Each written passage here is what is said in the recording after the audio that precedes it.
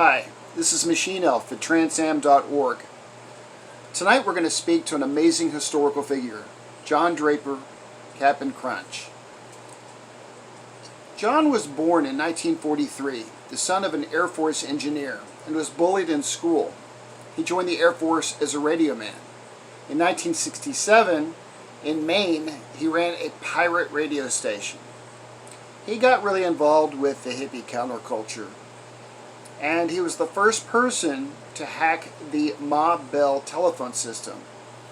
Found that he could use a toy whistle from the Cap'n Crunch cereal box to replicate the 2600 frequency that Bell used to indicate that a trunk was available for a phone call.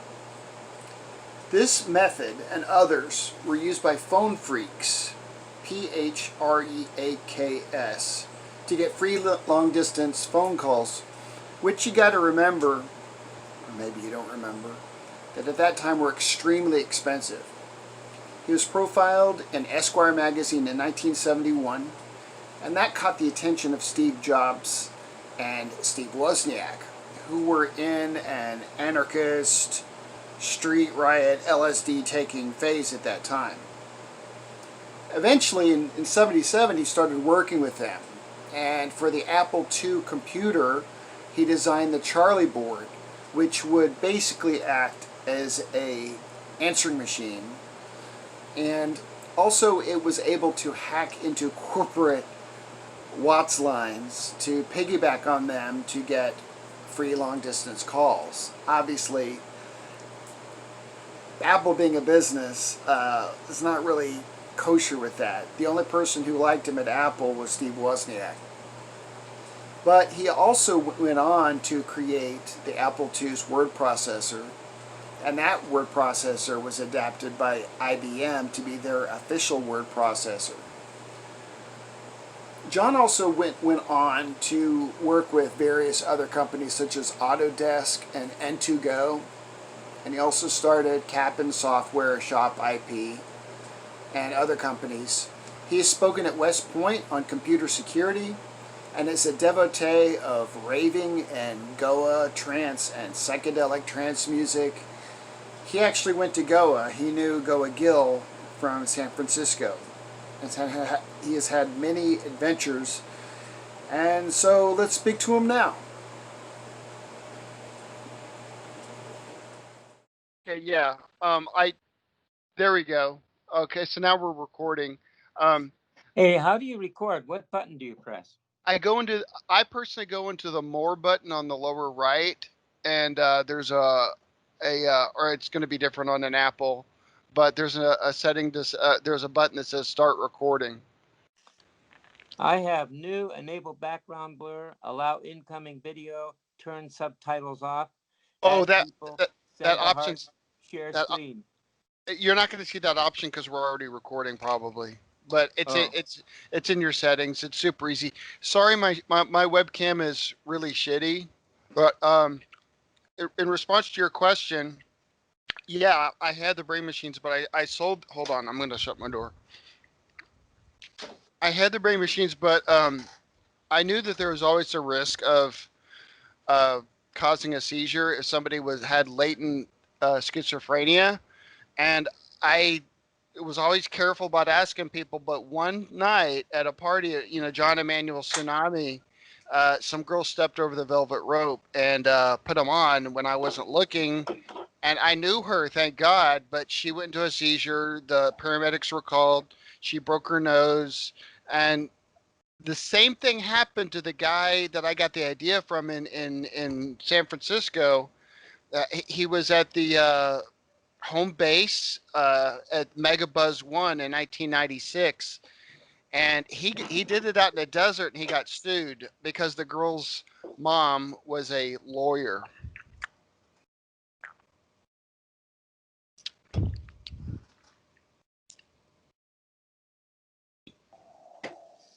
Thank you.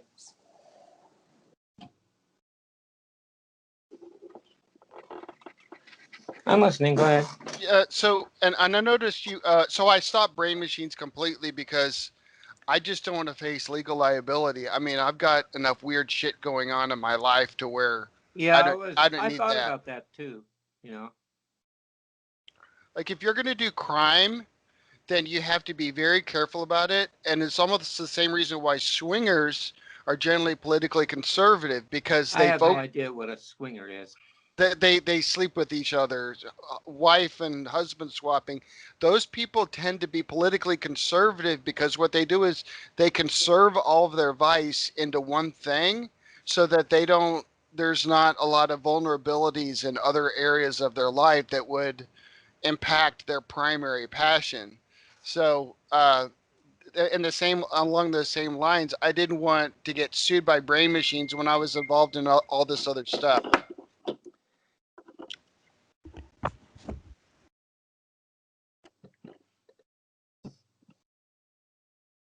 And what we could also do, John, is your story is very well documented. What I would really like to do with this, we could say an initial interview. I'd like to interview you at length after I read your book. But what I would like to do is get an idea of your financial situation and how people can help you. Mm-hmm. You know, because this is kind of timely right now. We're in the coronavirus. You're a uh, you're a leading light in the whole Where hack are you movement. physically located right now? I'm in Texas, Okay. right by in the same area where Teddy was, your old friend from. Oh, That speaking of Teddy, do you know how to reach him? I don't. We had this conversation. You know, we all ran into each other in Galveston. We were at the Spiral Tribe rave Yeah, I out remember on that that. beach. That was a really cool time in the late '90s when the internet was new. Only the cool people had emails, and social media didn't exist. But how are you doing? Where are you at?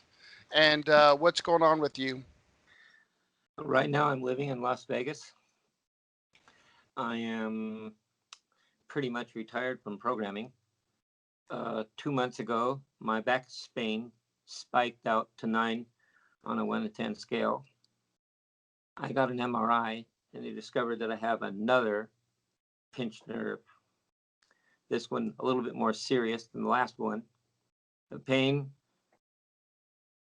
uh, I'm having to take prednisone, which is a very dangerous anti-inflammatory drug, uh, just to keep the pain down to a dull roar. And I mean a dull roar is 5 or 6. Uh, I had a frequency ablation procedure done in June this last summer, and that ended my pain completely. It's a procedure that allows them to send an RF signal that will blast the nerve that's causing the pain. The trick is a doctor has to find the nerve, and so finding the nerve, there's a lot of, you might say, uh, there's a lot of trial and error, and very often what the doctor will do is they'll inject a nerve deadening drug or a temporary injection, which after a few hours will cause a significant reduction in pain, and then now the doctor would know that would be the area where the nerve would be. That's not necessarily mean that the doctor could find the nerve at that point. It just means that the nerve is in this particular area. Then what happens is a doctor has to use a special imaging device that images the nerve. And what they do is they basically give me a drug which allows the nerves to show in an X-ray. It's some kind of fluorescent kind of material that causes the nerves to be visible in an X-ray, and that way the doctors can find the nerve. But still, there's so many different nerves, though the doctor still has to find it. So it's pretty much cut and dry. It's like But needless, finding a needle in a haystack. It sounds like, yeah, and very and expensive. well, the procedure is $2,500, and my insurance covered the first one, but they're not willing to cover the second one because they say that it's a risky procedure. But who is but who can the how can the attorneys of an insurance company say that? They're not doctors. They don't know my case. Of And course they're not. saying that I can't have the procedure because they think that it might be risky, but they don't know. They don't know me. They're not a medic. They're not medically uh, trained. They're just insurance brokers, and then all they want to do is do everything they can to deny your claim. That's what they're paid for. Right. So, is your for those people who would like to help because your Well, internet. here's what I was planning on doing. Let me kind of give you the rundown. I had an anonymous donor about a month and a half ago donated enough money to where I could get an iMac or a Mac Mini and register with Apple developer. Apple supplied me on loan a, a Mac Mini, and I have a year to develop an iPad app for it. And I have there's several different projects I've been working on, and one of them is the LoRa radio communication system using this IoT high frequency radio that uses very low power and low bandwidth, that can get ranges of up to 10 to 12 kilometers in range. We can build these things for about less than $100. It uses frequency hopping, spread spectrum technology, and can almost virtually impossible to detect on top of the encryption it uses. It's very secure, but it does not depend on the internet. Does not depend on the cellular system. Oh If the wow! internet goes down and if the EMP hits this planet Right. or hits anything, this thing will still work. And we're building these things with EMP hardening capability. And I had a company called Ulight, and they're funding our development for this very interesting project up until about March. And when the COVID hit, they stopped paying me, and I had no funds whatsoever. What about DARPA? That sounds like something that they would do. Because the internet was Well, built they're in case of a yeah. nuclear war. I mean, they're yeah. I mean, these guys probably are on top of this thing, but these parts you get these off the shelf, So this is a commercial application for the everyman, as right? opposed to some Department of Defense where they're just going to like make sure that NORAD and the White House are connected. This is something that would actually help everybody else. Which, let's face it, there's going to be an EMP at some point, and we're going to lose everything. I know that. It's inevitable. I mean, it's if not, it could be in the next So 200 years. the other thing that I'm working on too is I have a UC grad student staying with me who is working on his thesis for brain medicine as well as virology. And I decided to have, well, we kind of talked about it. We decided to have kind of a clearinghouse for having Zoom meetings in regards to what we can do to stop the virus spread. And one of the things that I see a lot of people talking about is living spaces and how these living spaces can be the home for these viruses. And so surfaces have certain textures. I mean, cardboard, they might last longer on cardboard than they would, let's say, on metal, or you know what I mean. So Yeah. basically, the idea is you have to take a living space and you have to map out a 3D image of the living space, and then you have to estimate the direction of airflow going through this 3D space. So if a side of a chair is exposed to an airflow coming from a vent behind the sofa, then the back part of that sofa is going to get, if that virus comes through the vent, then the back part of the sofa is probably going to have the virus living there for a while. That's if the virus travels through the HVAC system. So what this program does is programs allows you to be able to use virtual augmented reality to identify the surfaces, even though you can't see the surfaces. You can't tell that there's really a virus there. What you can do is you can estimate airflow, and you can see, and you could estimate what these surfaces are, and then you could map that information. You have to put that data in. Data has to come from somewhere, so it comes in from just various different things. So what you can do is you could shine a virtual light across the objects in the living room, and that virtual light using augmented reality will shine virtually. So you can see, oh, look at that. This lamppost here can be exposed to virus because the left side of the lamppost is shining which means the light is coming from that direction. You see? Oh wow. And so what the, and this capability is on the new iPad Mini. I wish that they could use that technology for finding your nerve point, with your medical procedure. Something similar where it shines to a friend of mine who was he was the magna cum laude at Yale. He actually got lasers, made them two-sided, and was able to patent, and he became a millionaire when they're doing brain surgery. He takes this two-sided laser and it goes back behind him onto an XY axis on the back of his wall. So it's a small efficiency saver for knowing exactly where to make an incision, but insurance companies love that kind of shit. So he became a millionaire. It would be interesting the way your show, because show don't tell, and that technology uses that very simple fundamental tool that we could have that would just So make everything so much easier. the other final thing. Well, actually, there's two more things. The other thing that I'm doing, besides the CK, we call it the CKA. That's Corona Kills Ass, and we have a CKA group that we meet on Zoom, Okay. and we're going to have a meeting within a couple of days from now on Zoom. We have a Signal private messenger application where all of us are using the Signal private messenger app. It's very secure. It does video, high quality audio, the whole bit.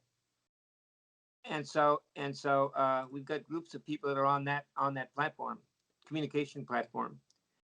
And the next thing is that I'm working on putting together some YouTube channels, some YouTube videos. That would be very helpful. And I'm doing this through Streamlab OBS. And also we're going to be seeking Patreon support for having them handle our subscriptions. Good, because people are used to Patreon now, and it's been very successful, and it takes you out of the YouTube model. So Google's great about making tools.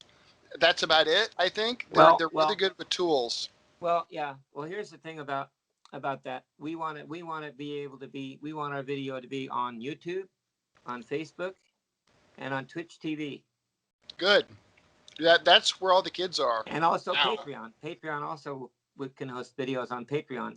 But those videos on Patreon are for our Patreon subscribers. Those are the people that pay us monthly. Sure. Special content just for them. Yeah, special programs. Special interview by Steve Wozniak. Special interview by Steve and Andy. A special interview by this and this and that. So I'm going to be getting a lot of prominent people to interview, as well as all my new stories, because I still have records and collections of all the stories, and these are the stories that did not get put in my book. And now you talk about my book. Now that's the question I wanted to see. Let me talk about the book here. John, if I could interrupt you for a second. I was talking with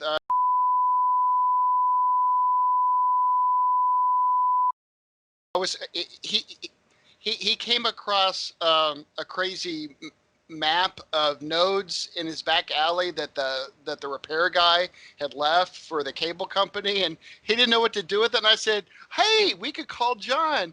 And he was asking about you, and I remember he said, "Did he ever write his story?" And I said, when he was in a car, he was traveling once. Was it in Texas or something that you fell asleep? Tell me about that story, because it's tragic, and it shows this whole system. Well, Teddy kicked me out of his house.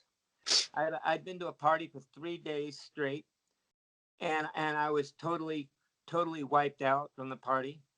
Teddy invited me to stay at his house, and then all of a sudden he barges into the room where I was sleeping and says, "You must leave right away." It's obviously because of Teddy's parents that were demanding him to kick me out. They were gypsies, by the way. He's a gypsy. I know. I had no place. I know. Listen, please. So I had no place to go, and so I had to pack my car up. I had not slept in 3 days. So I stopped at the first rest stop that I could get to. I pulled in my car and I just dozed off. I mean, the car couldn't lock anyway. And while I was asleep, somebody stole my laptop. That's got to be so frustrating. That must have been one I of the mean, I big. lost a lot of stuff, and I'm still holding Teddy responsible for it. If I ever find him, I am holding him responsible for that. I've been in the Houston area. I'll look around. And if you can find him and locate him, I would really like to locate him. As long as I'll you don't wait. kill him. I won't, but I'm going to definitely I definitely ask for a relatively substantial compensation fee from him, and make it Okay. very clearly, and make his dad very clearly aware of what he did to me. Was the 3 day party? Was that the beach party with Spiral Tribe? That might have been the party. Yeah, it could have been. I couldn't believe they set it up on the raw federal land where the cops wouldn't even mess with us. That was an awesome Was party. that by the beach in Galveston? Yes, Well, yes. that's the party. That was the party. Yes, that was the party I Oh went to. wow. So now we can pinpoint that. Well, luckily, I mean, your memory's pretty good. And did you? So you've eventually you recompiled everything because No, all those I lost a lot of material.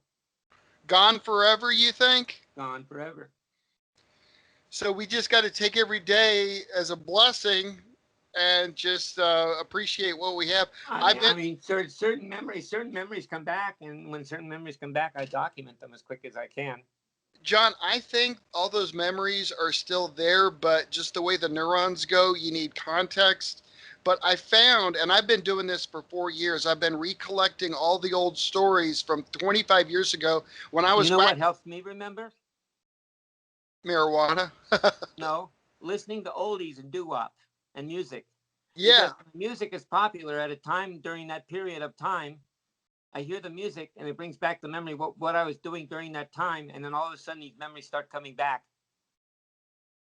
I was I was thinking about that when I was going back in your very early days with Wozniak, and before that, when that blind guy that moved to that was in Florida and he moved to I think Tennessee. He was blind. And, Yeah. And Grecia, he passed away.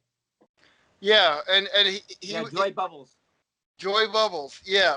So if you could find music from that time in your life when you might have been driving out there or being on the road somewhere, those memories will trigger new associations, or they will refire an old memory that you had. You know where my best oldie source is? What? YouTube. Me too. Me too. And I'll send you. There hasn't been any song that I haven't been able to find on YouTube.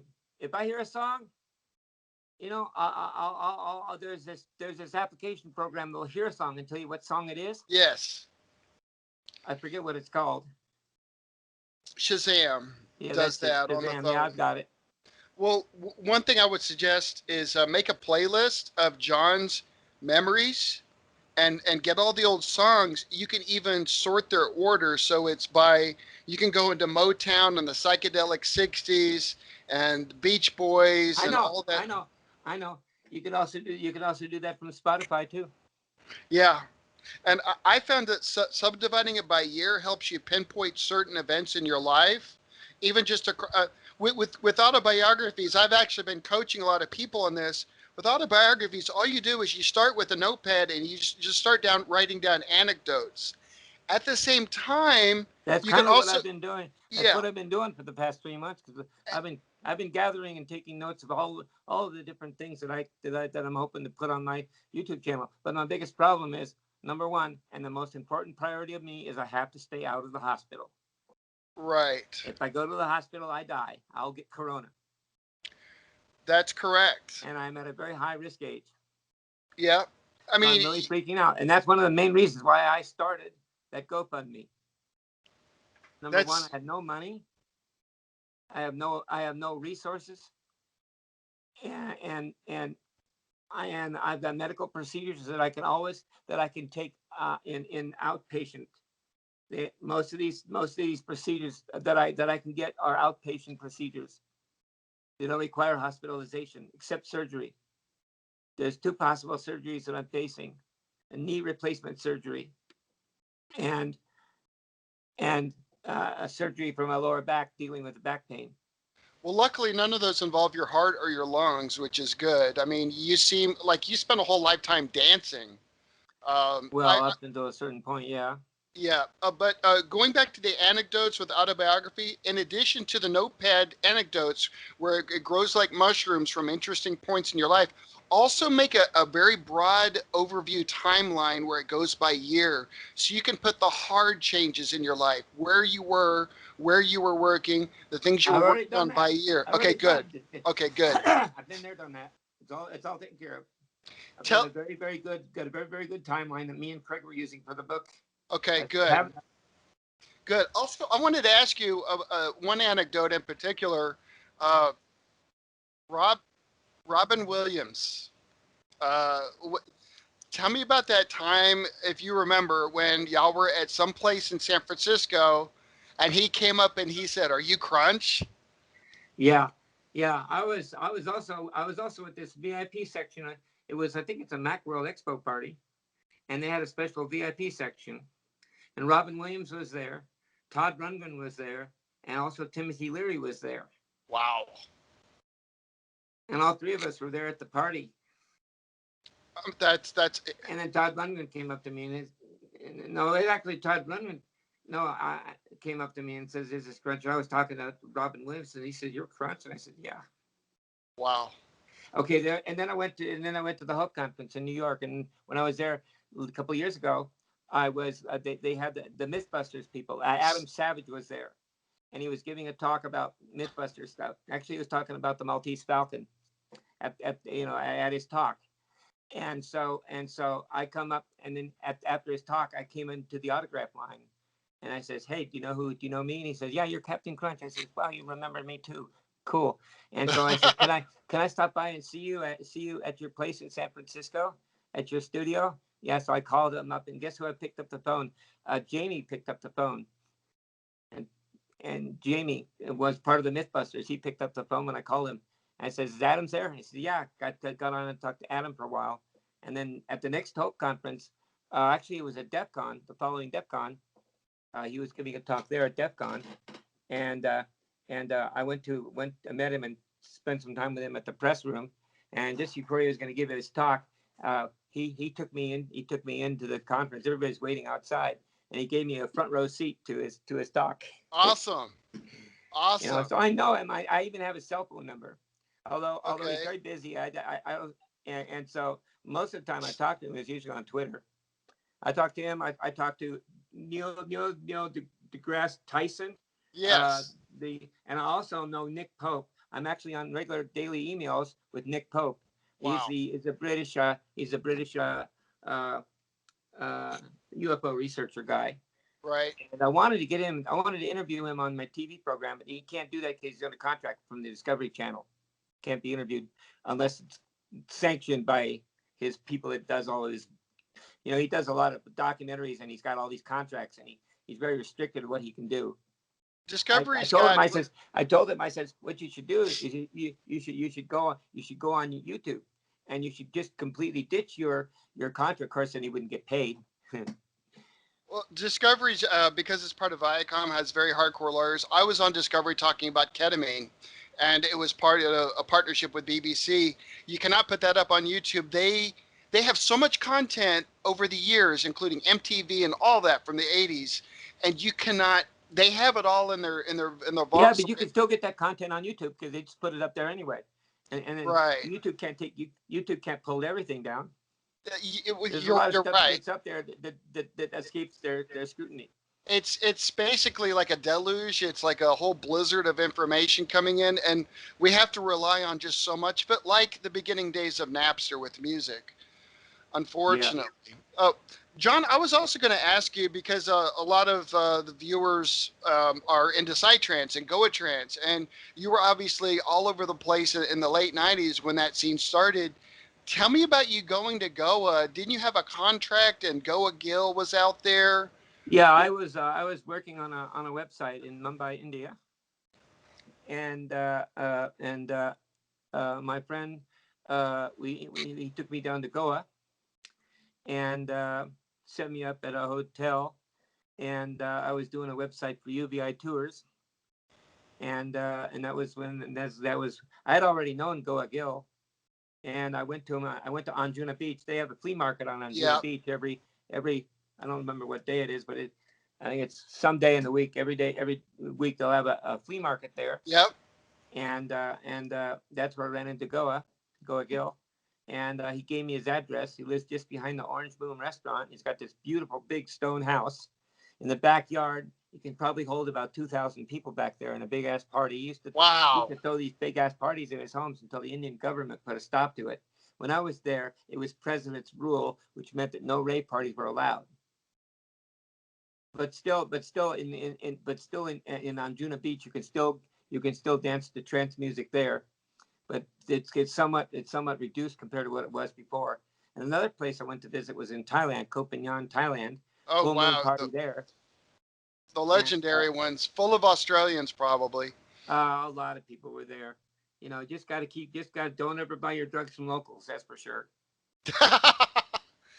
So that wasn't your first introduction to the Goa trance scene, because you probably, I'm No, assuming like my first go was CCC. no, I was at the Rainbow Gathering, and I met this guy from Megatripolis.